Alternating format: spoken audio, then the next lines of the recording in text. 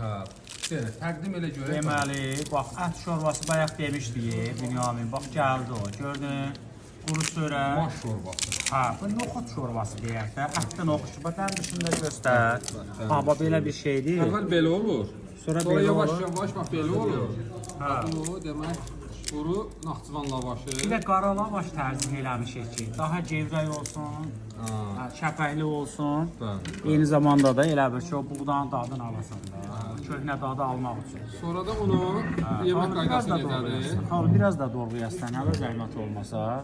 Aha, üstünə də biraz noxud zadı atacaq, bir dənə kartof sak başlayacaq onu seçməyə. Bax indi bizə əziz doktor qardaşımız bizə göstərəcək ki, o nədir yeyir. Bax görürsüz. Lavaşla yemək.